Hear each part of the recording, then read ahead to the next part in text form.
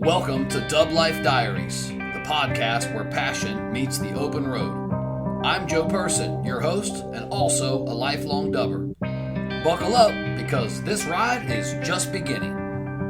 This podcast is sponsored by Volksmania magazine. Good times, great cars, awesome Volksmaniacs. Visit Volksmania.com to learn more about this class-leading VW magazine. All right, welcome back to Dub Life Diaries. Now, most people see an old broken Volkswagen bus and they might think, dang, this is going to be a big project. Not Dave Broenen. Dave saw a possibility. After retiring from a decades-long IT career, Dave took a weathered 1960 panel bus, you see it right behind me here, known as the KRUST bus, and he began chasing adventure all across America. This guy's covered 77,000 miles inside of 23 months, visiting 30 states and discovering something far bigger than classic cars along the way. You guys all know what he found. He found this community, a community that's built on kindness, generosity, resilience, and a shared love for this journey. This episode's going to be packed with some unbelievable stories, some hard-earned wisdom, some hilarious breakdowns, and proof that sometimes the people that you meet along the way actually become the reason for the trip. Dave Broenen, welcome to Dub Life Diaries. Thank you, Joe. Appreciate the invitation to this show. You are so welcome, man. Thank you so much for taking the time. You're so dialed in, man. I appreciate you. Your IT background. You took the questions I sent you and you reshuffled them and you put them in order. Thank you for your energy and your attention, man. I really appreciate it. Before we dive in, I do want to give a couple shout outs to my sponsors. First up on the list, Volksmania magazine. Issue 26 is on the shelves right now. It's out for summer. It's awesome. Check it out. Check those guys out. Volksmania.com. You can use Dub Life 10. That's DUBLIFE, the number 10 at checkout. You'll get 10% off your subscription. And here's what's cool. Only U.S. subscribers can use that discount code. What is cool is I have to say that because people outside of the U.S. have attempted to use that code. That's impact, and that's actually kind of cool. All right, next up, Salty Dub. From the beach to the bay, Salty Dub is tearing up the coastal, West Coast, Central Florida VW scene. Me and my buddy Alan are actually Salty Dub. We put on some events. We've got 4 or 5 events that we do per year and a bunch of swag. It's all on the website. Check it out, saltydub.com. You can use the same discount code because I set it up. DubLife10, get 10% off your purchase if you're looking for merch. It doesn't work on anything else, so no tickets or anything like that. Last shout out, and then it's back to you, my friend, is Vera Upholstery of St. Pete. Just want to say congratulations to Alan and the team there. Those guys just won the best upholstery shop in St. Pete. They were honored. They got an award for it, and there is no doubt why. This shop is absolutely insane. Some of the work that they do is just absolutely insane. Cars, boats, everything in between, custom upholstery. Check those guys out, veraupholstery.com, VARA. All right, my friend, back to you. Okay, all right.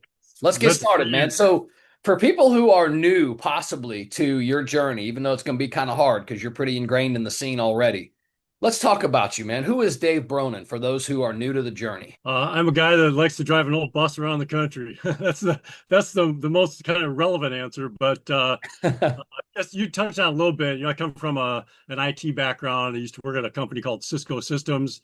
A lot of people might know about it. And that's not the one that is spelled SYSCO. Those are the food trucks. I'm talking about IT internet company. And I used to basically teach tech support engineers around the globe how to solve hard problems. So I really had a great career going to all the tech support centers around the globe, and really, really satisfying to help people solve really hard, complex problems using a method that I actually cooked up and became the worldwide standard at Cisco. So I was like, I was that guy that taught people how to crack the code on really hard problems, and it was really, really fun.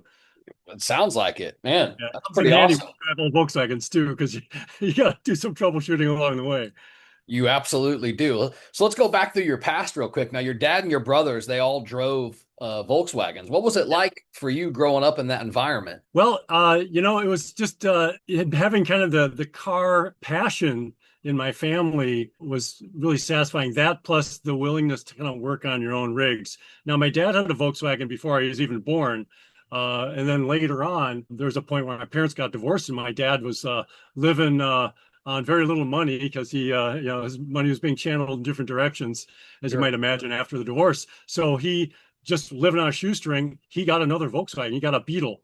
So that brought air-cooled Volkswagens back into our family. And then my brothers, I have an older brother, younger brother. Older brother had a Carmen Ghia, younger brother had a Beetle, and of course I got a Beetle as my first car, a 1967 Beetle. So yeah, they're just sort of the economical car, and they allow you to park pretty much anywhere because they're so compact, Yeah. and you can take them off road. I used to take mine on trails that are more meant for foot trails, but I was able to kind of go where no other cars have gone before, you might say. Yeah, super cool. Something I wanted to touch on was that first Beetle. You just mentioned it, the 67. Looking at your storyline or your past, you said it was a rusty 67. Tell me, what was it about this car that maybe got you hooked?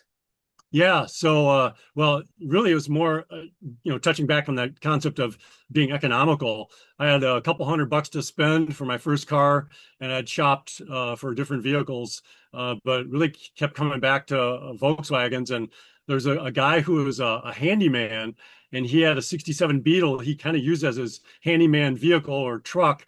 He took out the passenger seat. He used to put his toolbox and spare materials there. I remember getting the Beetle when I was cleaning it out, when I first got it home. There were all kinds of nuts and bolts and screws and nails just embedded everywhere in the small little nooks and crannies. Right. And thankfully, he did have the extra seat, so I was able to put that in. But the car was so rusted. Now, I grew up in St. Paul, Minnesota, and in Minnesota, salt is used on the roads to get rid of the snow and the ice to melt it, Right. and it's great for that. But it really does a number on metal. It causes rust very badly. And this car, at the time I got it, it was really only about 10 years old, maybe 11 years old. And but it was already so rusted that the fenders were held on with cabinet door hinges, and like three or four cabinet door hinges along the fenders. So where the body and the fender meet, there'd be a hinge there, and the guy just unceremoniously just screwed in sheet metal screws to keep the fenders from flapping in the wind or falling off. But the car otherwise, the Beetle ran well. And yeah, I really enjoyed it. It really left an impression on me, and I really had a fondness for Beetles from that point on. Yeah, did you really anticipate or even really know that Volkswagens would become such a part of your identity? Joe, really not, because that car, being a teenager, didn't last very long. Most first cars for most young men tend to be sort of sacrificial, and so I really only had it for a short time, just one summer, and then after that, I went to air-cooled cars. I bought a '64 Chevy van. I used that to move out to California from Minnesota, where I studied computer science. And several years passed before I got another Beetle, but that Beetle really left an impression on me. And then, gosh, I don't know how long it was, maybe 20 years ago, I found a 69 metal sunroof Beetle to kind of rekindle that experience of having a Beetle again. And that, kind of got me off and running again. Now I got more Volkswagens than I can keep count of at these days. Yeah, fun, fun. It kind of did the same thing for me in my life. I took some time away. I had my first one right outside of high school. I think I was 17 years old. I got a 72 standard Beetle. And then I had several back in those times in my late teens, early 20s. I got married. I started having kids. As my life started to evolve, I didn't really have room or time for hobbies. I was working, I was raising my kids, etc. Well, my kids are all teens now. My daughter's 20, my other son's 18. They're in college, they're doing their thing, they're working in their careers or they're in school. So just a few years ago, I got back into it myself. I bought a 58 Beetle and it just started a fire for me again as well. And since I've had several and similar thing. Now I'm like, okay, what's next and where do we go from here? But let's talk about the KRUST Bus. All right. Let's bring it up to the recent times. All right. Where did the nickname KRUST Bus Pilot come from? Well, that's really, I'm going to break it into two sections. Let's break it into KRUST Bus and then Bus Pilot. So Okay. it's really kind of a merging of two terms, but let's separate them. Okay. Uh, the KRUST bus, it has some faux, that's FAUX, faux branding, fake branding on it from the previous owner. And so it says KRUST Repair Company on the sides, and KRUST Repair on the front. So from the day I bought it, I always call it the KRUST bus. And then, so there's really just that. It's as simple as that. And then the concept of a bus pilot, there's actually a club called the Bus Pilots Association, and I guess I'm a kind of a member of that of sorts. And but I think that that term bus pilot is really relevant because when you drive an old Volkswagen air-cooled bus, they don't have a lot of power. The visibility can be limited on some of them, especially like a panel bus like mine. And when you're driving down the road, and really the way you manage the vehicle, really from even before you get in it and drive it, and then while you're driving, that process is not dissimilar to what an aircraft pilot might do. What does an aircraft pilot do before they take off? They walk around their vehicle to make sure everything's intact. They do some maintenance. Like today, I adjusted my valves. I set my dwell and timing, filled my tires because I'm going to go on a trip tomorrow and yet another trip up to Grants Pass, Oregon. Nice. And then when you're driving, your head is always on a swivel. You have situational awareness. You're checking your mirrors for other vehicles that are passing on the right and on the left, people tailing you. When you have a grade coming up, you prepare for the grade. Do I need to get a little bit of momentum for that? What about headwinds? What about, and I have an altimeter. I've got a bunch of gauges in my bus, in the KRUST bus, and I have an altimeter because when you're driving a bus, you don't know if you're getting a headwind or you're climbing a grade or both sometimes because you can't always tell if you're climbing a grade. Sometimes you think you're going down here, you're actually going uphill just by looking at your surroundings. It looks like you're going downhill. So much like an aircraft pilot, they need to be looking at winds, they need to be looking at visibility, they need to be Sure. looking for other aircraft in the area. Very much the same thing when you're driving a bus. A bus pilot, I think, is a really relevant term, and that's a term I'm always thinking of when I'm driving because safety, situational awareness, being aware of your surroundings, other vehicles, how's the vehicle running? Do you need to abort the road? That's like an aircraft. If you have a loss of propulsion, you need to prepare for emergency landing. I've had to prepare for an emergency, get off the road moment on several occasions. Wow. So it's a really relevant term, and I cite many examples, but I think that's enough to kind of illustrate the idea. Yeah, no, perfect, man. Very well said. Thank you. I Sure. want to talk about how you found this crust bus though. How did you find it? What condition was it really in when you in a sense found it and or saved it? Sure. Well, let's start with why I went for it, and perhaps you're going to ask that question, but the why preceded the how I found it. There's an annual event here called the Mount Shasta Snow Trip. Now, I live in Shasta County, California, and every year there is this trip, probably for the last 27 years, I think now, 27, 28 years now, coming up on the 28th probably, is this Mount Shasta Snow Trip. And it's an off-road adventure that happens every February, Super Bowl weekend, which might be late January in some cases, I guess. And a bunch of guys go off and go romping through the woods, driving through snow, dirt roads, some technical terrain, water crossings, and it's an event that it's required that you have an old split window bus. So it has to be 1967 or older. No bay window buses, no Vanagons, no Beetles, no squarebacks, none of that stuff. It has to be a split window bus. So and I wanted to do that trip. So it was kind of a bucket list thing for me. So I'm looking for a bus that's suitable for this event. I'm not going to bring a pretty bus. It's going to be something that's going to be, driven kind of hard and might take some dings and knocks along the way. So that's the why. How I found it on Facebook Marketplace. I've been looking at the Samba and Craigslist and even like various internet listings of sorts. And I found on Facebook Marketplace, I found the KRUST bus, and I was watching the listing there. I looked at some other buses, but I was kind of watching this one listing for this bus. I thought, it's probably a viable candidate, but the pricing was just not what I wanted to spend for a bus in that condition. It was more about I didn't want to overpay, as nobody would, and the price step, you know, inching down a bit, 1,000 here, 2,000 there, and eventually got into a range where it made sense. Where if I wasn't going to buy it, somebody else was going to. So that's how I found it, and it was in La Pine, Oregon. So maybe that answers your question. If there's more, go ahead and ask. No, I think it does. It even answers the next question as well, which Okay. was what was the original, I guess, plan? But you kind of cleared it up with the Mount Yeah. Shasta snow trip. So yes, so thank you. So maybe explain this then. What mechanically is unique about KRUST Bus compared to maybe other, specific standard split windows of that era? Sure. Well, we'll start with just basically the platform as a double door panel bus, which is fairly rare. Those were used as delivery vehicles, and they may have gotten rode hard and put up wet, so to speak, and driven hard. This bus was an old junkyard bus, so it'd been sitting as there's a boneyard called Blake's Small Car Salvage in Erie, Colorado, and it was actually used to create a security perimeter around the junkyard. So they used vans and buses to make that perimeter. So this is a bus that had no running gear, no engine.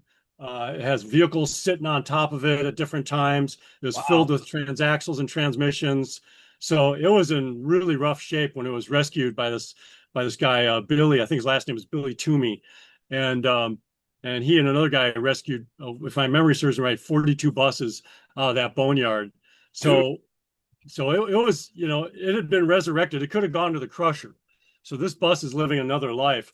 Now, by the time I got it, it was a running and driving bus. So an engine had been put in, a front beam, transaxle, reduction boxes. So it was a running, driving bus. And it actually, that setup is what I used for the Shasta snow trip.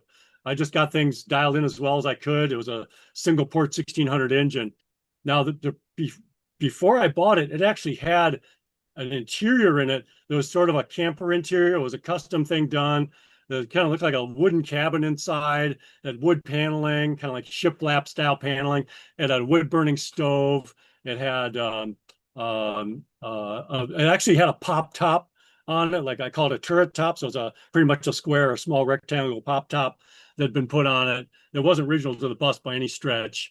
And by the time the price got to the point I wanted it, and wanted to buy it at, the seller had stripped all that stuff out, which is fine for me. I just want a blank canvas for the Sure. Shasta snow trip. So the pop top was removed, the metal top was welded back in, the chimney hole for the wood burning fireplace was welded up. They did a good job on that. So it was just a blank canvas inside. So I put a bed in it, put a diesel heater in it.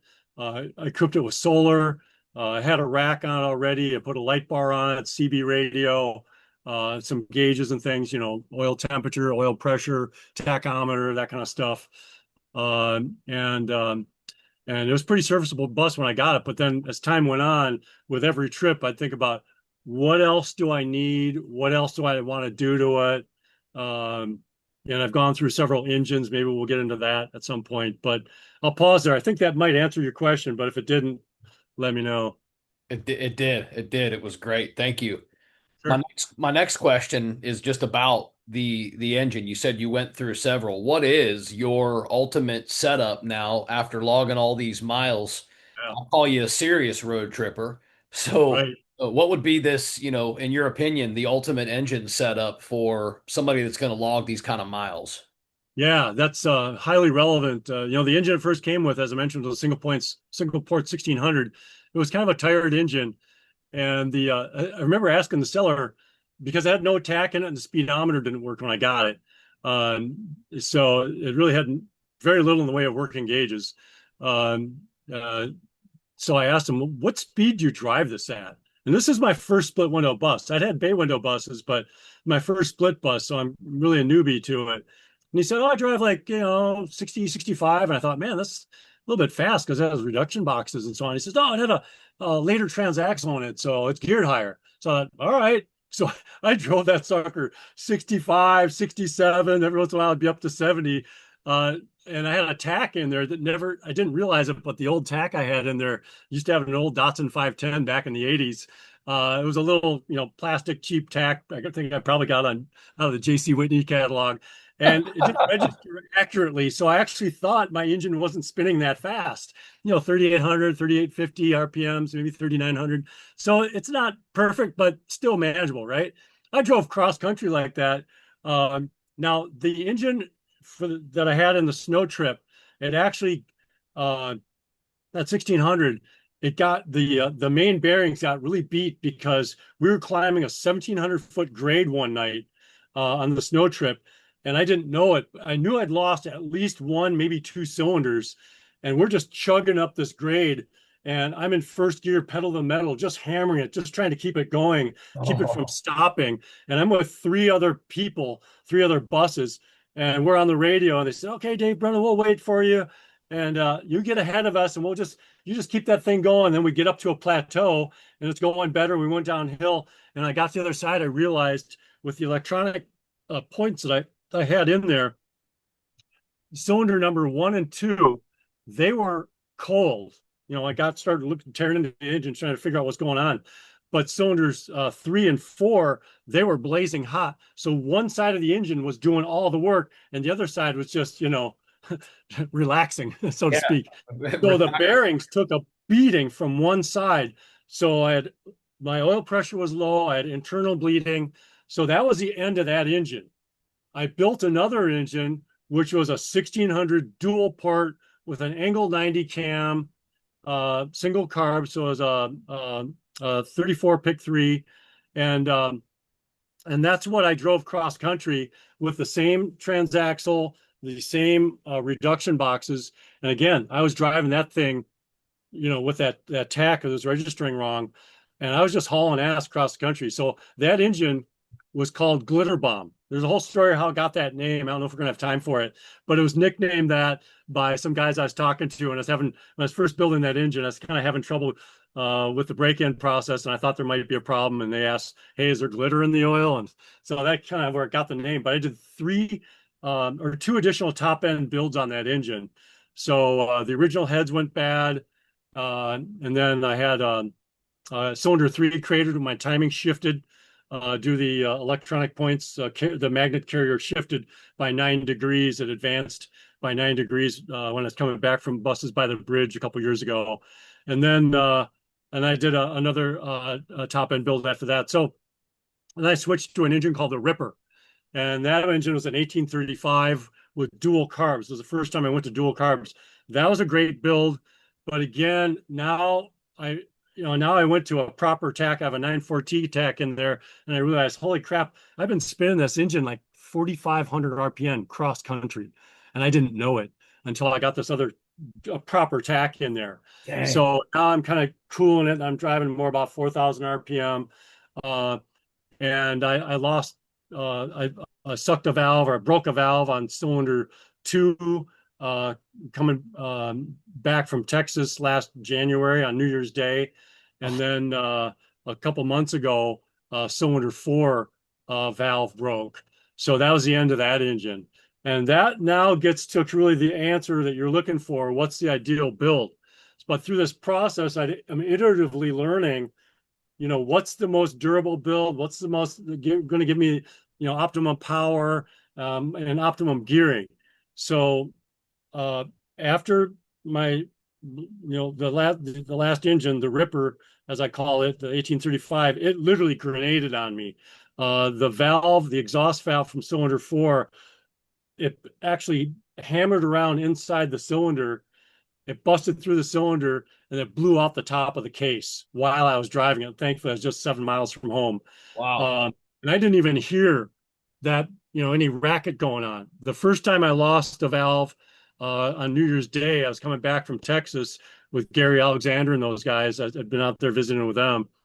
And I was coming out of Blythe, California on Interstate 10. It's 5 in the morning. I heard all this racket, and like right away, I put the clutch in, turned off the key, coasted to the side of the road. So I heard that, but this other one, I never heard it. It just beat the hell inside cylinder four for God knows how long. And then it finally blew off the top of the case. So then now it's like, well, I'm going to be going to Texas again. I've only got like 3 weeks. So I'm talking to the local shop here. I have the good fortune of being 3 miles away from a shop, really a world-renowned shop called Wolfgang International, run by Steve Phillips. I'm really blessed and grateful to have him nearby because I can be working on an engine, building an engine, doing whatever, and I know I've got a shop just a few 3 miles away to get parts. So I'm talking to Steve, and I said, Steve, I really like the glitter bomb. It really moved the KRUST bus down the road really nicely.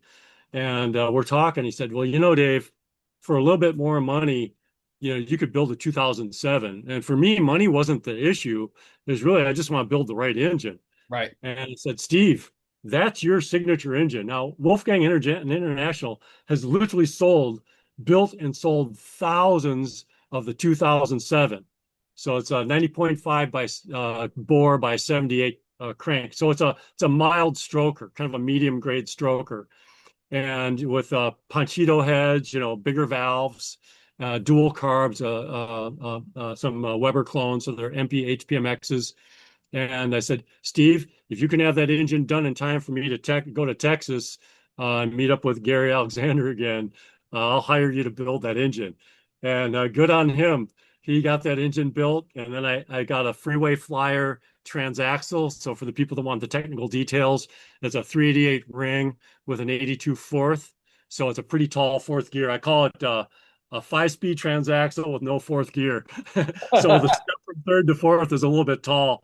And then I went from small nut reduction boxes, which are lower gearing, to big nut reduction boxes. So I got a set from him that he had a customer going to IRS setup. So they're going to delete their reduction boxes. So I bought that old set and I rebuilt it, put all new bearings in and everything. Then I mated those with the Freeway Flyer, and I mated that with the Wolfgang 2007. And I'll tell you, Joe, that is the build. It runs really cool. The compression is not real high. It's 7.7 to 1. So you can run regular fuel in it, just regular cheap 87 octane pump gas. And the thing is just as Steve he calls it a torque monster. It's got a lot of torque. It's got a balanced crank, so a counterweighted crank. So it spins real smooth. I can be now at 65 miles an hour with the transaxle setup, the reduction boxes, and then 205 tires. I got grabbers, so I got 205s on 15-inch rims. That setup, that combination, I could be running 65 miles an hour at only 3,400 RPM. I can do that all day long. And if I wanted to cruise at 70, I could, but it's really no need to. I can keep with the semis. I can pass if I need to. I can climb grades, and in most grades, I can climb in mild grades in fourth gear. I step down to third once in a while, but man, it's a great setup. And my bus loaded with all my gear, because I have 350 pounds of parts, tools, consumables, plus other stuff that I load in there, plus my 12-volt refrigerator, plus all the stuff on my rack, extra fuel, and everything. The thing weighs 2 tons. And this engine has no trouble pushing that box down the road. So that's my ideal build, and I strongly recommend people consider it. So 77,000 miles in 23 months. Actually, 78. I did another trip since we talked last, and I'm just at the end of 23 months, I logged another 1,000 miles. So 78,000 miles in 23 months. What parts tend to fail the most on long hauls like this? Well, now that I got my setup dialed in, the failures are going to be more just your normal parts are going to fail. Now, I'm no longer running electronic points. I've been running mechanical points and condenser for a long time now. I've had engine failures that are directly related to running electronic points, and very expensive failures, very inconvenient failures. So, I still like the idea of electronic points because the dwell doesn't change. You don't have a mechanical aspect to them. So once you get them installed and get your timing set, your timing is just set. You don't have to mess around with it. So I'm always checking my dwell and my timing. But it's a real safe process to have points. So I always carry points. always carry condenser, and I love having gauges. I'm going to talk about that for a little bit here while I'm talking about failures because it kind of ties in. Yeah. There's some people have the philosophy that like this, the late Bob Farmer, who I know from the Treffin, the West Coast Treffin, which is the 10-day, 1,700-mile cruise from California to Mexico down the Western coast. He'd say, Dave, if Volkswagen thought you should have gauges, they would have put them in there. Well, I would argue with Bob on that because these were meant to be economical vehicles. And everything you add in the production, each feature you add adds cost. And Volkswagen, if they added gauges, it adds to the cost. And they're pretty simple engines. But the way I'm using it, and I think the way most of us use them today in the modern roads and modern freeways, um, we need gauges because I call gauges my early warning system. I'll give you an example. Oil pressure gauge.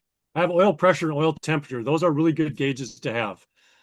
I was driving down the road. I was coming back from one of my many Texas trips. I think I've probably been there 9 or 10 times in the last couple of years, 2.5 years. And I'm driving back and I'm getting near this town called Iran. It looks like it's Iran with two A's. So Iran, Texas. And I'm on a remote road. There's no cell coverage. It's dark. It's nighttime. And I see my oil pressure gauge went down by about 6 pounds. Now the pressure was still acceptable, but it caught my attention. Like, the pressure went down. It wasn't going down any further. It was just stable at that point. So it got my attention. I was only a few miles away from getting to the town where I was going to get gas. So I get to town, and the first thing I do is when I got to the pumps, I look under the vehicle, and I see a small crime scene. I see some oil sitting under the bus. But what I'd learned when I dug into it is the valve cover gasket, the bottom edge of it had slipped up. So I lost crankcase pressure and I was losing oil at the same time. Now, if I didn't have an oil pressure gauge, I would have been just driving and I may or may not have noticed an oil light come on, the green oil light. Well, by that point, you have no oil pressure or a very, very low oil pressure. So damage and wear could have been done at that point. But I was able to intervene long before I lost any significant amount of oil. I probably lost about a half or three-quarter quart of oil. Pretty trivial. My oil pressure was still good. And that's happened to me actually twice. I used to use something called a gasket cinch to kind of mate the valve cover gasket to the valve cover. I now use aviation sealant. So if anybody's using gasket cinch, don't use that for that purpose. It gets slippery and allows the valve cover gasket to slide. Similar point, tachometer. When you're have an ignition problem, and usually I find it's when the condenser is failing, you start seeing the tach start to bounce. It starts doing this stuff. And sometimes it starts bouncing even more. It starts like swinging wildly. Wow. So that's an indication there's an ignition problem of some kind.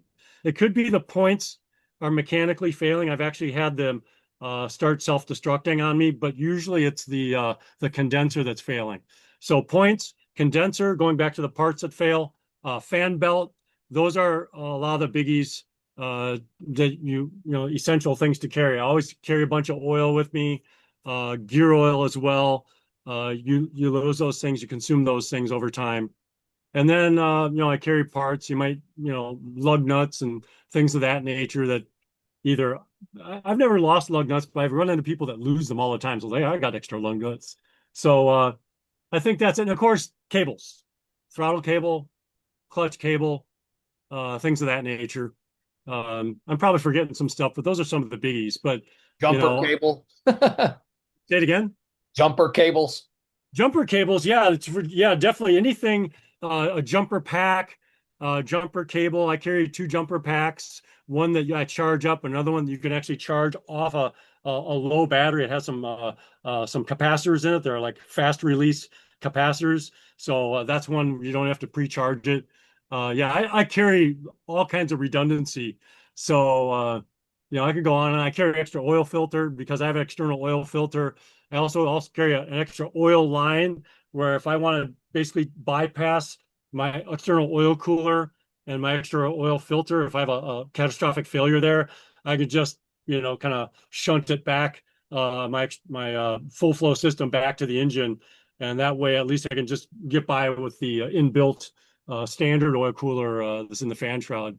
So we could go on, but those are some of the biggies. But if you looked at my bus, you would see all kinds of tools, all kinds of consumables, all kinds of spares. Because when you're driving cross country, dark mountain roads, and you have no cell coverage, you got to be self-sufficient. That brings me to a very good question. What's the craziest or most inconvenient place that you've actually ever broken down? Yeah, there's a list, but the it was actually not in the KRUST bus. It was in this. I have a '69 bay window bus called Old Red. It's Oh, a cool. Love Westfalia this. top camper. Great Uh, year. yeah, it's a great bus, and I gave it a disc brake, so it's kind of like a 71, if you know what I mean, because the 71s have that benefit. But yeah, I really like the bus, and I used to take it on my early days of my road tripping when I first time I did the Treff-in. I also took it once to Texas, but I got a 2007 in it. I was climbing the Ashland grade, which is a grade where you're climbing out of Oregon and you're approaching the California border. So you're heading south on Interstate 5 and you're climbing up into the Siskiyou mountain range, which is fairly treacherous. It's not a terribly tall mountain, but the grade is long. You're going from a low altitude to a pretty high summit, about 4,300 feet. And it's just this long, long, punishing grade. And I was climbing it at night and I started having a fuel starvation problem. I think it might have been a fuel pump that was not working at full capacity. That's kind of inconclusive still to this day what was going on. But um, I was climbing up this grade, and there's semi trucks just hauling ass. At least compared to how fast I was going, as I'm losing momentum up this grade, and so I'm on the shoulder chugging along, and then as I'm climbing up that shoulder, there was like a barrier, a fence where I couldn't pull out into the slow truck lane. I was literally on the shoulder, and so I just had to stop. And it was at night, and I was worried about trucks hitting me. My visibility wasn't great. Now I got all kinds of marker lights on the back of the KRUST bus. There's no way you're going to miss me. But with that bus, I was literally outside, like with a flashlight, kind of shining down the trucks coming up the grade just to make sure I wasn't going to get hit. That Dang. was pretty scary. I've had another time climbing up the northbound part of Interstate 5 coming out of LA Basin, and it was a similar deal. I think there's 5 lanes of traffic on the what I think it's considered part of the Grapevine, although I think the real Grapevine is the southbound direction. I'm going northbound, climbing up that grade. Same damn thing happened in the summertime, and again, everybody's hauling ass trying to get up that grade, and I didn't, and I'm like 3 lanes in, and I'm losing momentum, and I had to pull across multiple lanes of trucks off onto the shoulder. So just scary stuff. Not fun. Thankfully, I haven't had to do anything as bad as that. But yeah, that's kind of white knuckling it in those Yeah. situations. Let's flip it on you. On the flip side, what's maybe the most beautiful spot or most beautiful drive that you've experienced? Maybe even what state has surprised you the most? Yeah, wow. I in my recent trip, I did a 9,000 miles, 35 days, 22 states, 4 time zones, and one Best of Show award. That Hey, that's what was Skyway unexpected show. on that trip. But so I saw a lot of states on that trip. And of course, there's a lot of states I've done on the West Coast where like I did 10, I conquered like 10 states, mostly on the West Coast. It's really hard to pick. Um, I live in California, and California is such a big state and it's so diverse geologically. So it's kind of hard not to pick places like that. But perhaps Oregon, because it's so green Mhm. in many places, and you have these beautiful mountain roads, coastal roads. So it's really hard to beat that. We have redwoods here in California. Um, those are pretty amazing to be able to drive through those. So it's really hard to name. I kind of give you a short list, but it's hard to pick the best. Driving across the plains is cool too. And I recently, when I was coming back from this Florida trip, I came through South Dakota, and I went to see Mount Rushmore.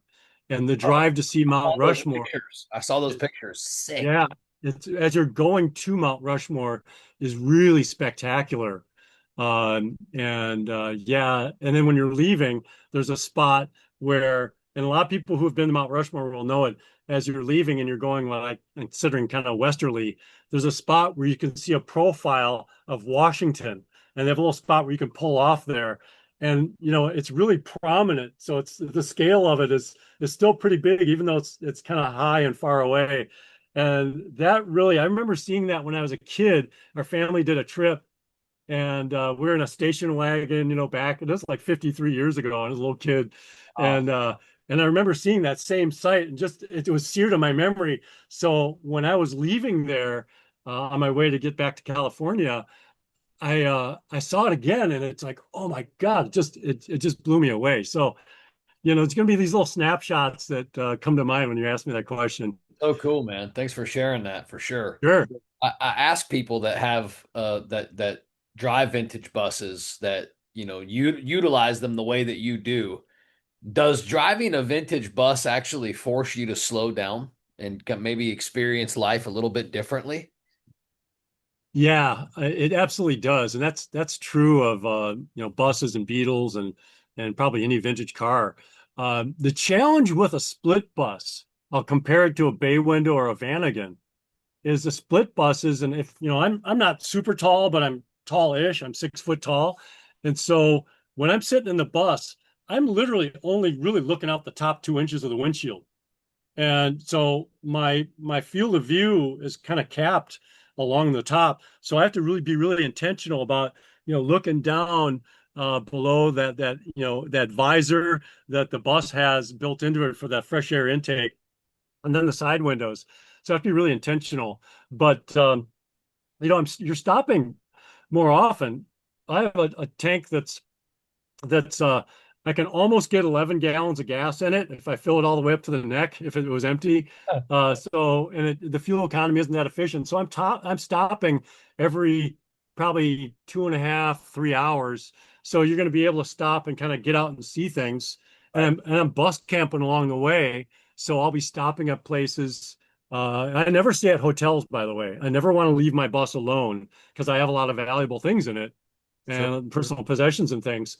So, and I love going to bus or to rest stops, and I'll bus camp there. And there's a lot of great rest stops around, and some of them are in really picturesque areas, like in the screen that you have behind you.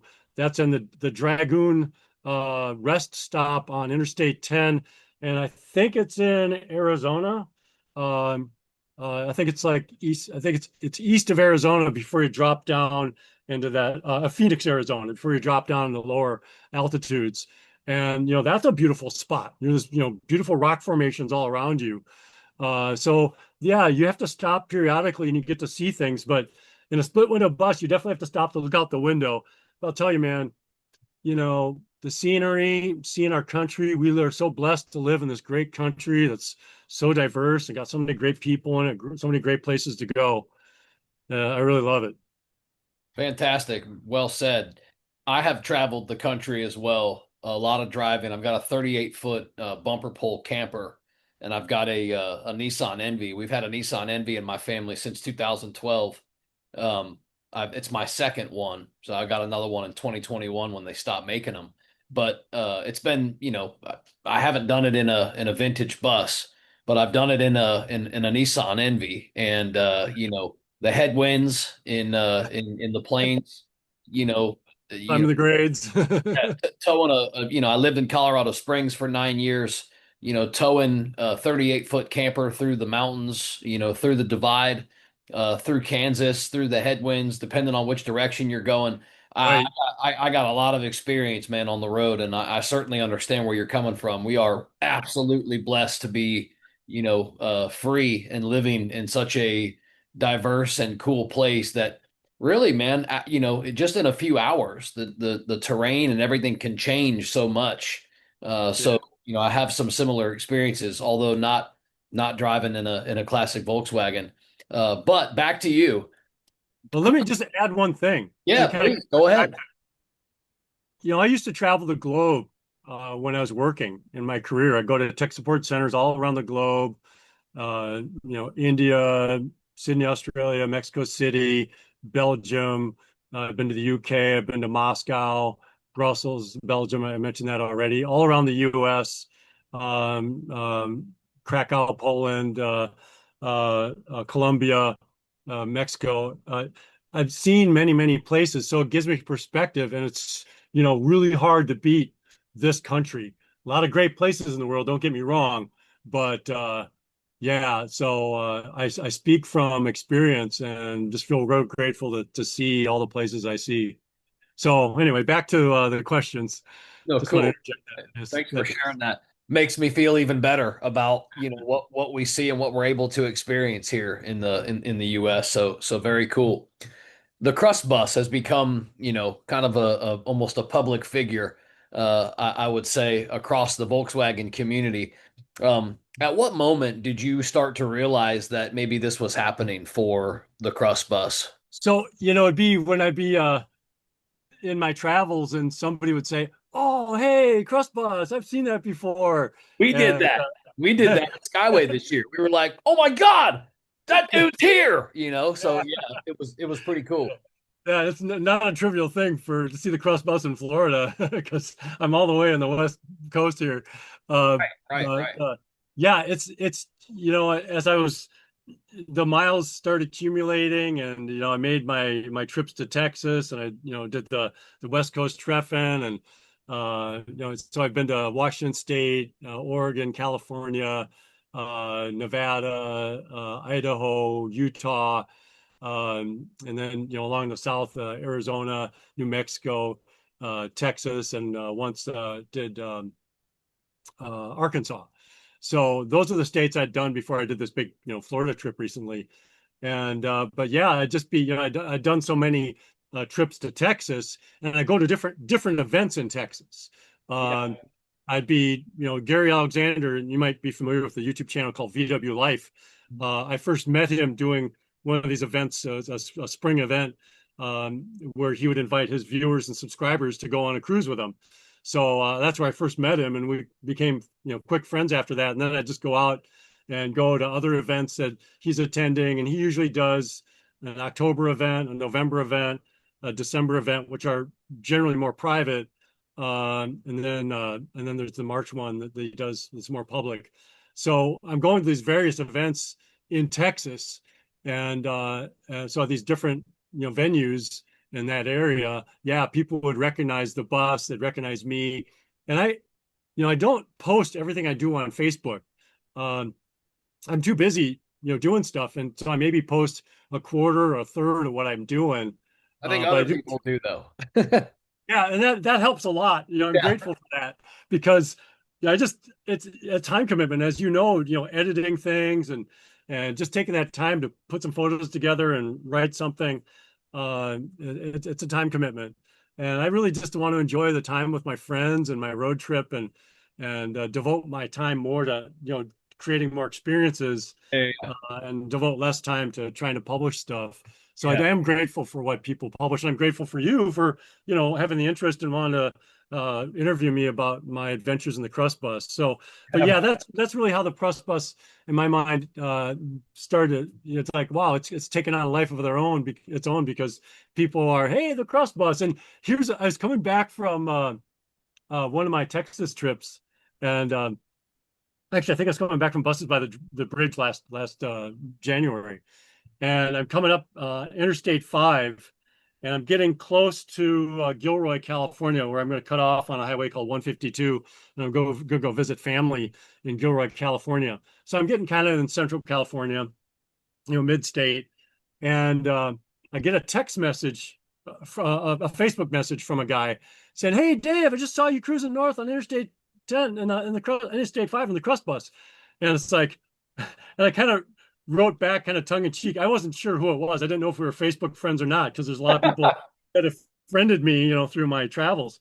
And I go, oh, gee, how did you know it was me? I mean, it says KRUST and on the big letters on the side of the bus, as you see in the picture behind you. Can't miss. And yeah, you can't miss it. And he said, oh, well, AI. I asked, I think he said Chat GPT, and he sent me what it sent him. So apparently he just went on and said, who is the KRUST? What is the KRUST bus? And it created this big output that had my name, had some history of me, had some history of the bus, Dude, and man. it was a little bit creepy. That So is. yeah, so yeah, that's happened a couple of times. Yeah, that's kind of crazy, actually. Yeah, yeah, They used to tell you like 5, 6, 7 years ago in technology, they'd say, you should Google your own name and see what right, pulls up, right? They used to tell right, you that like when you'd go work, start a new corporate position, they'd be like, Google your name and see what kind right, of reputation you have. right. Times have changed. Now you go to Chat GPT and you put your name or some info in there about yourself, and it'll spit out a whole encyclopedia of your life. That's pretty crazy. Yeah, it's kind of freaky. Yeah, yeah, for sure. In your travels, I'm sure you've met a lot of people. You speak often about the kindness of strangers. Give me some examples of maybe some VW community stories that you have of maybe some special moments where people may have opened up their houses or their shops, or maybe just some experiences that have impacted you. Yeah, I'm going to try to give you a condensed version of three because it's so the first one is coming back from Buses by the Bridge a couple years ago, and cylinder three cratered on me. The magnet magnet carrier for my electronic points. It's the bottom reading style as opposed to the side reading style of electronic points. The magnet had shifted 9 degrees advanced, and I didn't know it. And it happened while I was leaving Buses by the Bridge. Because up until then, I put 5,000 miles on that build. The engine was running great. It was awesome. And so anyway, and I didn't know it, but cylinder three cratered on me because my timing in advance, and it was detonating, and I didn't know that. I didn't hear it. So anyway, now I'm stranded by Needles, California, several miles outside of Needles, California, and I put a Facebook post out, just letting people know, here's the latest installment in the KRUST Bus Chronicles. Yeah. Uh, and uh, a couple of things that happened. Some guys that were leaving Buses by the Bridge, they stopped to help me out, and we took some photos. We were kind of having fun, kind of laughing about it, and I pulled out the push rods for cylinder three, so I could just kind of take the hobbled bus and limp to Needles, California. And those guys kind of came with me to make sure I got to Needles, got to a safe place where I bus camped for the night. So that was nice. But the point I'm getting at on this particular instance was uh, a guy who I just met. We were really just acquaintances at Buses by the Bridge. His name is Ryan White. So, shout out to Ryan White and his wife, Tawny. Great people. He messages me and he says, hey, Dave, if you need a tow bar, I have one. All you need to do is, find a way to get it. But I live in Lake Havasu, where I just come from, and I wasn't that terribly that far away. As I don't know, maybe 20 miles away. And then another guy, Rod Fadden. So shout out to Rod and Leanne Fadden. Thank you guys. Rod said, hey, Dave, we're still here with our truck because they take a fifth wheel to attend Buses by the Bridge just as like visitors. They don't take their Vanagon there. So he said, I can help you out if you want. So I said, hey, if you can go over by Ryan's house and pick up a tow bar, that'd be great. Now, so those were two really cool things that happened. And sure enough, Rod did pick up the tow bar and bring it to me. And I was able to get a rental truck with Rod's help. Went to a U-Haul place and got a rental truck, and I towed my bus home. But I was talking to Ryan before I actually got the tow bar, and I said, hey, man, I'll just buy the tow bar from you because, I don't know when I can get it back to you. And, you can just go buy yourself another one. He said, no, I'd actually kind of like that tow bar back because I made it and I kind of like it. And he says, don't worry about it. I know you'll be back. I thought, wait a second. We're just acquaintances. I'll be back. Who knows when I'll be back? Maybe Buses by the Bridge, but I could have your tow bar for a freaking year at that rate. But he just trusted me that much. And then, so there's that piece. And then fast forward to last December, I'm going to Texas to see Gary Alexander and kind of some of the so-called usual suspects, kind of close circle of friends, to do a camping trip in Texas at the place called the Colorado Bend State Park in Texas. And I'm 800 miles into my 2,000-mile trip, and my clutch starts self-destructing. It's sort of functional, but I could tell it started to just self-destruct. So I'm just kind of nursing my bus and my clutch and trying to get there. And now it's Christmas Day. I'm in Menard, Texas. I'm 98 miles away from the camping venue. And I thought, hey, if I can just get to the camping venue, I can pull the engine. I think I have the parts I need to fix this. I had a pressure plate. I had a new throwout bearing. I didn't have I had the disc, but I didn't have the pressure plate. I should be correct there. I had the disc, the friction disc, but not the pressure plate. So I had two of the three parts I might need. And anyway, I'm at the filling station in Menard, Texas. Now the filling station, the pumps are open, but because it's Christmas Day, the Lowe's grocery store was closed. That's associated with it. And so it's just me, and then there's this other guy with this truck on the other side of the pumps. We're both filling up, and I said, "Hey, Merry Christmas." He said, "Hey, Merry Christmas to you." And he starts asking me about my bus. I said, "Hey, I'm just 98 miles away from my camping venue. My clutch is dying on me, but I'm so close. All I have to do is nurse it 98 more miles, and I can work on the clutch. I can pull the engine." And it occurred to me while I was talking to him, it's like I'm going to be working on gravel, which I kind of knew, but I wonder how the camp or the park police or the whatever the rangers are going to feel about me taking all these greasy bits out of my bus, pulling the engine and putting a new clutch in. And he said, "Well, hey man, I got a ranch just a few miles up the road, and I got a shop there with a big carport awning, and if you need to stay there a while, I got an apartment next to my horse stables. You can stay there, you can sleep there. There's showers and everything." And it's like, holy crap! So sure enough, so I follow him over there. I met his wife. We chatted, and I go to the place where I'm going to set up and work on the bus. And then I called Gary, and also the Brew Dub guys. You know Craig and Angie, right? Yeah, I do. So They're yeah, right down here, close to me. Not real close, but close to me. right. But they're in Florida, Yeah, yeah, so kind of near Tampa. And I let Gary know. So Gary brought a pressure plate, which turned out I needed that. Uh, and uh, and Craig and Angie were coming to join us for the trip, and I'd met them on other trips prior. So I call it the Christmas miracle. We spent Christmas Day night, if that makes sense, not Christmas Eve, but Christmas Day night, pulling my engine. So I had the engine pulled out by the time they got there. Angie and Craig showed up, and then a little while later, Gary showed up, and we swap out. So it turned out I needed a pressure plate. The friction disc that I had was okay, but I put a new one in, and I needed a new throwout bearing. So we put all that in and buttoned it up. And actually, I told those guys, "You go on your way. Now I got all the parts I need. I can get the engine put back in. I'll meet you guys tomorrow. You guys go to the campsite." Well, it turned out Craig and Angie and Gary and I had a hell of a time getting that engine back in. So I'm glad, Gary said, "Hey, man, we're all here. Let's just get this thing stuffed in."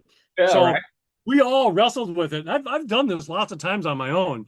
So we got that in. So anyway, so that's the second of three stories. And then the final one is at the end of that trip, I'm driving back. I'm leaving Arizona. It's 5 in the morning. It's New Year's Day. I mentioned it earlier. That's where I lost the exhaust valve for cylinder two, made all that racket. Yeah, Well, yet again, like I always do, I put a post out there saying, "Hey, here's the latest installment in the KRUST Bus Chronicles. You see a picture of my bus at the dark morning hours with a semi blurred in the background, whizzing by, and my tail lights on, my engine bay light on." Um, and I get a message from, guess who? Ryan White in Lake Havasu area. And he said, "Hey, Dave, I got a service bay in my shop that's available. You can bus camp there. I have tools. If you have parts, I might have the parts you need. If you need a hand, I give you a hand. The shop has water, heat, power, a bathroom. You can stay there as long as you want." So instead of me driving back home and then emptying my bus and getting it set up for buses by the bridge, repacking it and coming back down, which would be about 1,500 mile round trip, 1,600 mile round trip. I just went 118 miles. I got my AAA hauled my bus over there, and I spent several days at Ryan's place. So I pulled my engine on New Year's Day, and I got another head on it that Ryan had, and I got it serviceable. And I stayed for Buses by the Bridge, and I stayed several days later and helped him with some painting projects and things to kind of reciprocate, all the help they were. But I was just bus camping in his shop for like the span of, not including the time for Buses by the Bridge and the pre-line, but I spent probably a week and a half of the overall time at his property, hanging out with his family, having dinner with the family. His wife would say, "Hey, tell Dave we're having dinner." And so I'd run up the street to where his house is and hang out with him and his wife and their 3 kids and have dinner. It's really amazing. So, the Volkswagen community is really your Volkswagen family. Yeah. And yeah, so Nice. within every crisis is a seed or one or more equal or greater opportunities is my favorite saying. It is. It is. Yeah. Before I touch on that saying, which I have and I want to touch on, I wanted to say this. You talk about how unscheduled maintenance events are really for you, like you say, you believe breakdowns are where the adventures begin. Yeah. And from those stories you just told, clearly, Yeah. clearly, right? But that quote, where does that mindset come from? You know? Yeah, you, Yeah, you know, it comes from back in the day, I used to listen to audio tapes in my car, not MP3s or streaming, but I listened to audio tapes, a little cassette player, and this old Datsun 510 I had as I drive to work and back at about a half-hour commute. And there's this guy called Jack Canfield, and he had an audio cassette series. It was a seminar that he had recorded on audio cassettes. It was like a 6 cassette series called Self-Esteem and Peak Performance. It was basically about an achievement and manifesting the life that you want, success principles kind of audio series. And he talked about within every crisis uh, is a seed to one or more opportunities. And I just sort of expanded that. Within every problem or crisis, a seed to one or more equal or greater opportunities. So I just sort of enhanced it a little bit more. But I'll tell you, Joe, having that philosophy as you encounter any problem in your life, any challenge, any crisis in your life, it totally shifts things. So rather than just thinking, "Oh man, this sucks, I want to be here by this certain time, or this didn't turn out the way I want," we get so attached to an outcome and we get all, it's easy to get upset and stressed out. But if you instead just like embrace the idea, it's like, wow, okay, I wasn't expecting this development, this unscheduled maintenance event or whatever this problem. sure. So, but now you start looking at, oh, there must be something really great in store for me. And it really just shifts everything. And I like to think it really truly does change the outcome.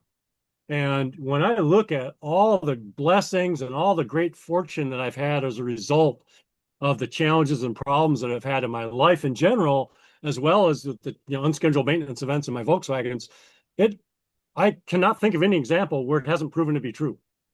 I think a big part of that is you and attitude. Attitude, I say all the time to a lot of the companies that I do coaching for, attitude determines outcome. Yeah, When you look at life, if you look at it from a negative perspective, you can usually expect negative outcomes. right.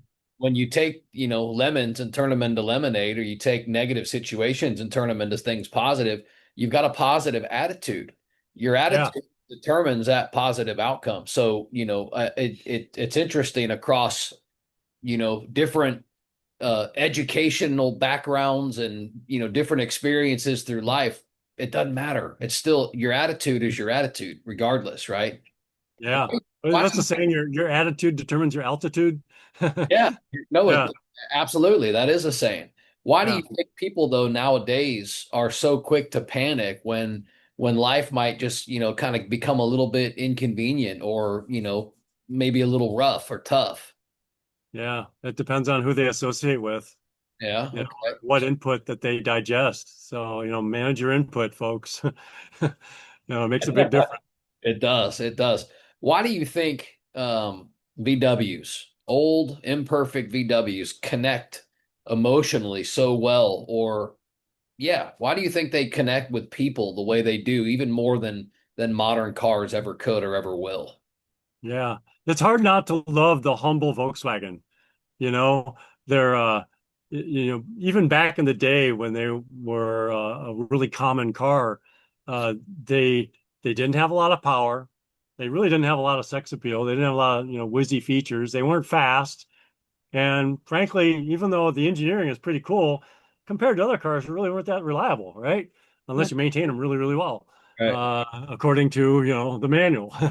And but so there's that aspect of it, just kind of this it's kind of hard not to love this humble little car, kind of root the underdog. But also I think just the Volkswagen community, we're going to look out for each other. And that's probably true in like the nautical world, and like you have a camper that you tow, the camping world, and of course the Volkswagen world, people just sort of look out for each other.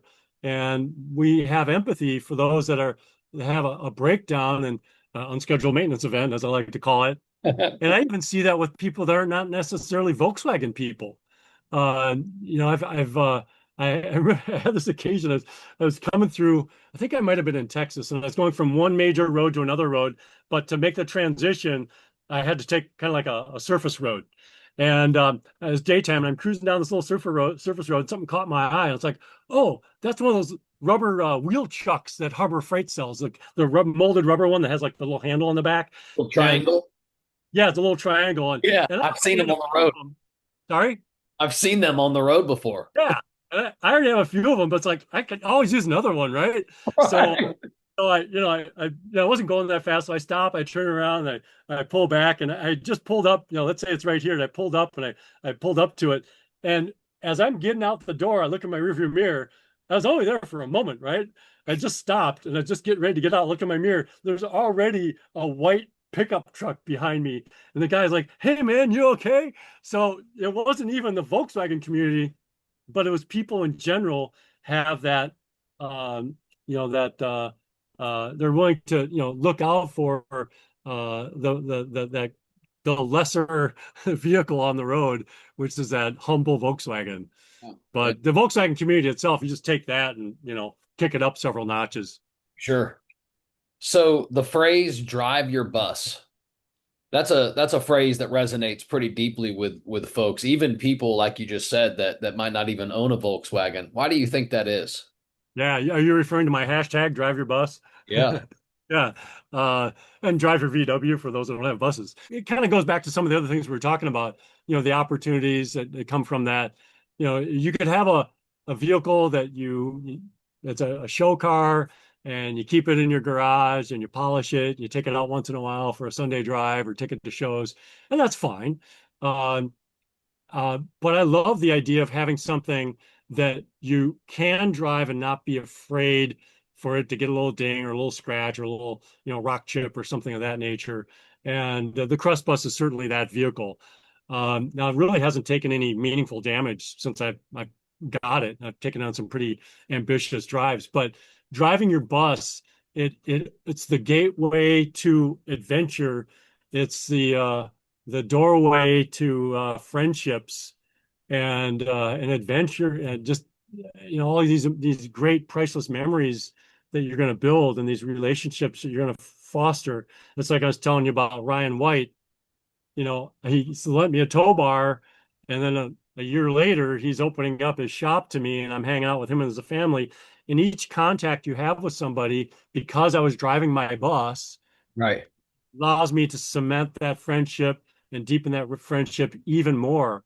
And it's every event I go to, I'll see people again, and I might not remember everybody's name all the time, but I'll see them again, and we'll solidify that relationship even more. And maybe I'll even remember their name the next time. For those of you that have had to remind me of their name more than once, so yeah. So that's where Drive Your Bus comes from. That's where the adventure comes from. That's where the fun comes from. Okay. What do you think the biggest misconception is about owning a vintage VW? More importantly, what advice would you give somebody that's actually looking to buy their first bus? Yeah.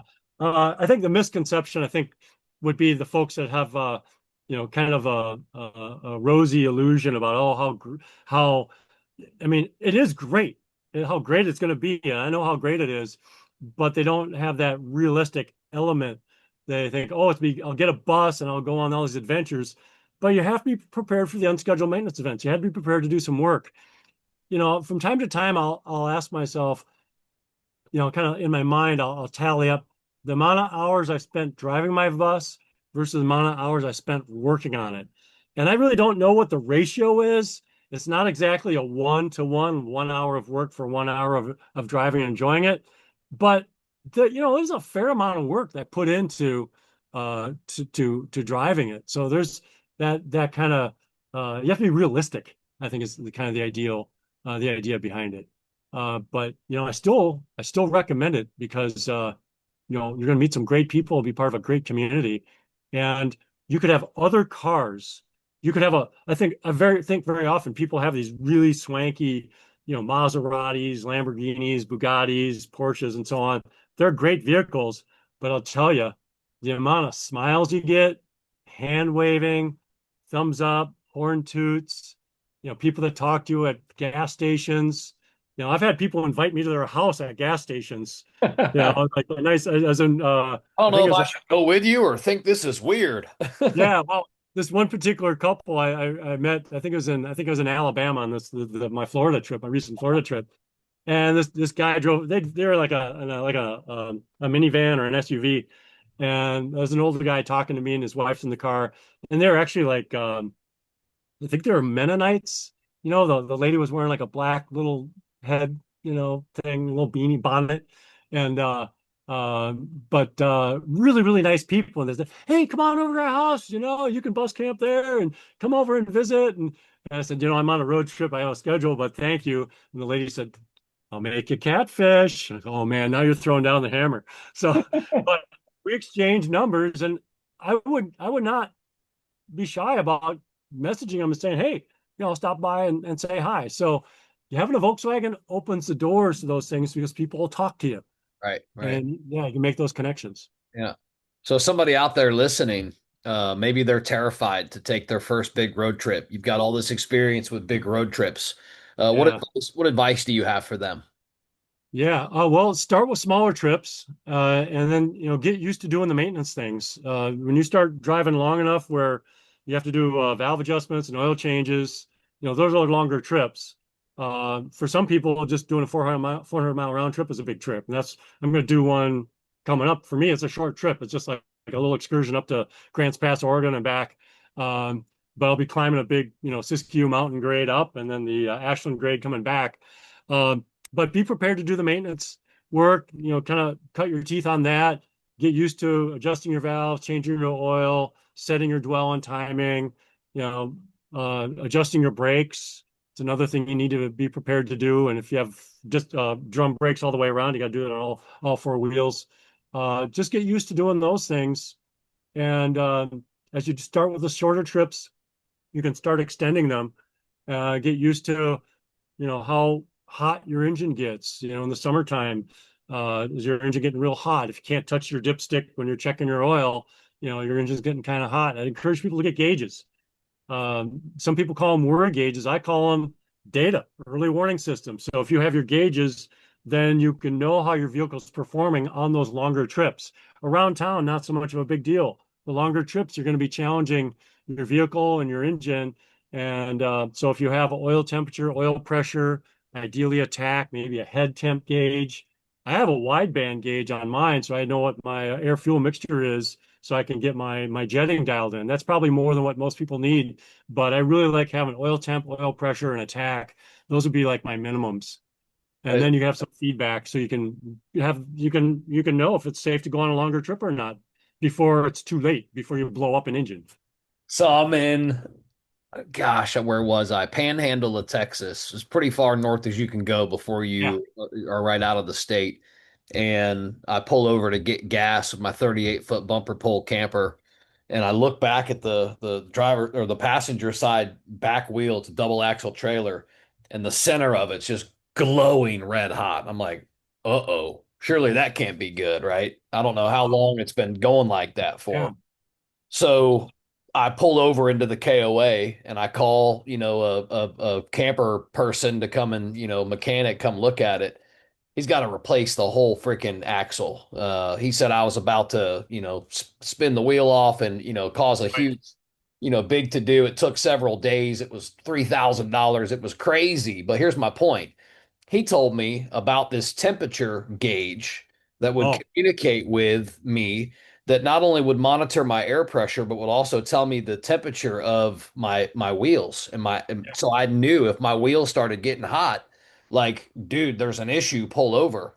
So Right. when you say that about gauges, it's like you said, man, it's data. Anybody that wouldn't want data when you're on a road trip and I got 5 kids, I got all my kids in the car, like, dude, I'm not Yeah. looking for problems.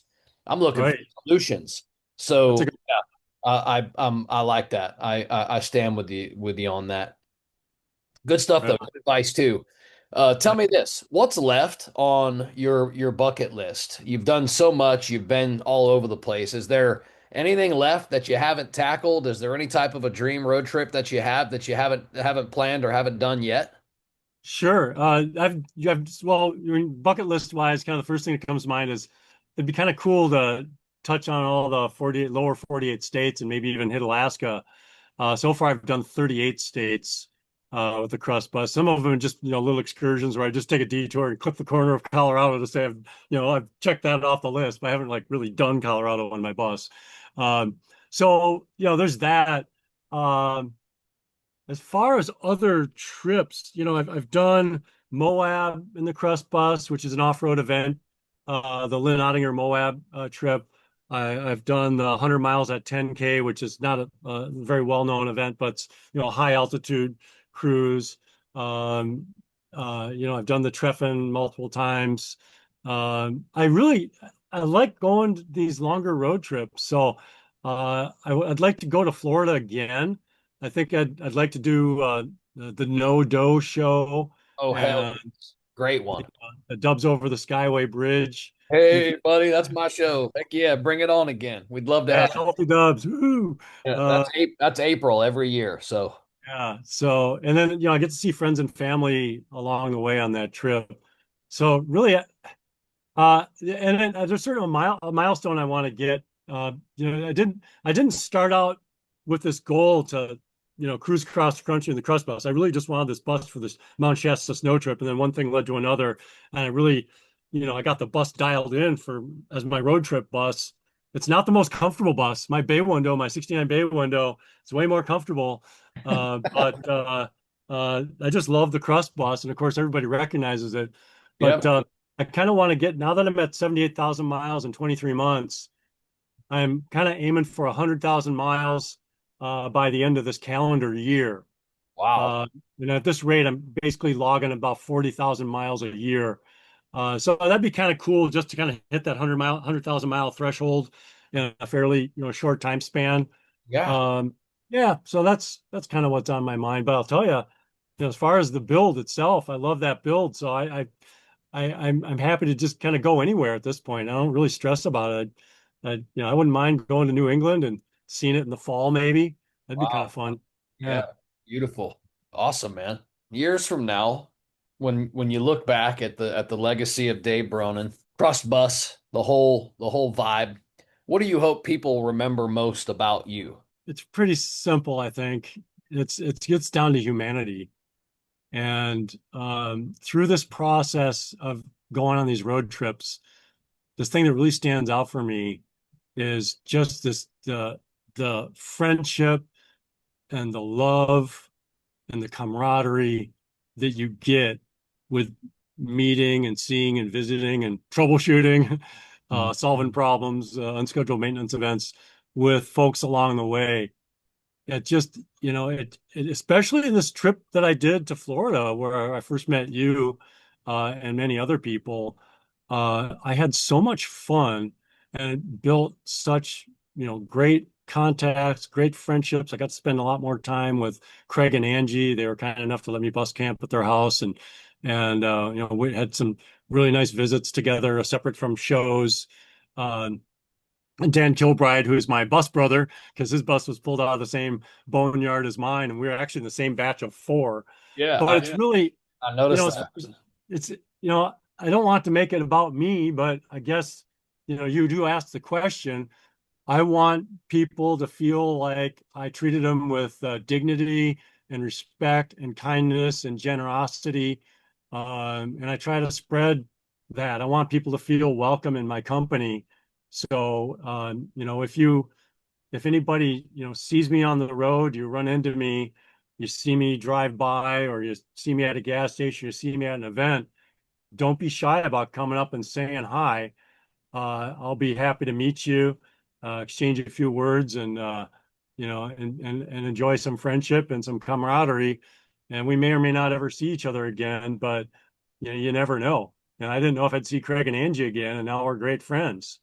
And your family, your community just grows from that. So yeah, I just want people to know that, to feel that I felt that they felt treated with dignity and respect and kindness and generosity and friendliness.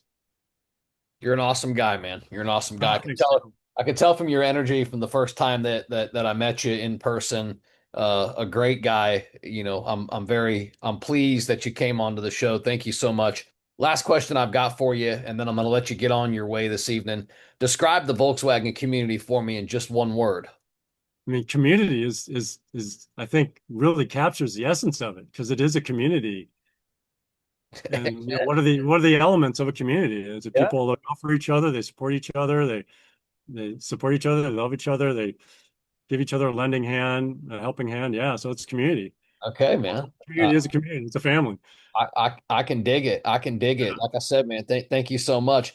Just tell us real quick, if somebody doesn't know you or doesn't know how to get in touch, where can they follow the KRUST Bus adventures? How can they get in touch or follow along with you, maybe online or on social media? Yeah, the best place to find me is on Facebook. It's if you just look up the hashtag KRUST Bus, KRUST with a K, hashtag KRUST Bus, that's going to lead you to various things, mostly to Facebook.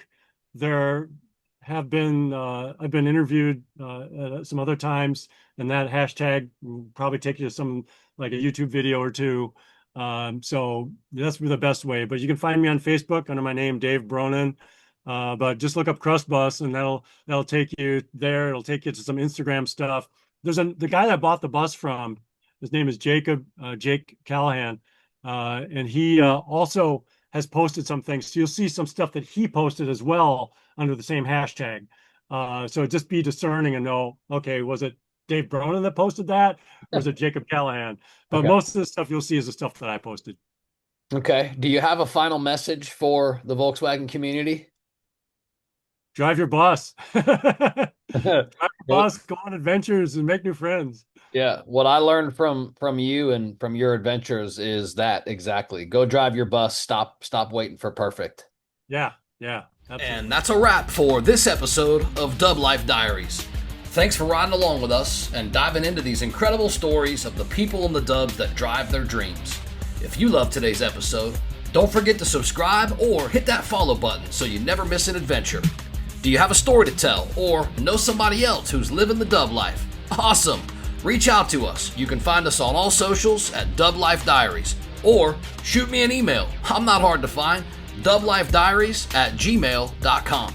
Until next time, keep the engines humming and the wheels turning, and always follow the road that inspires you. This is Joe Person. I'm signing off. I'll catch you on the next ride.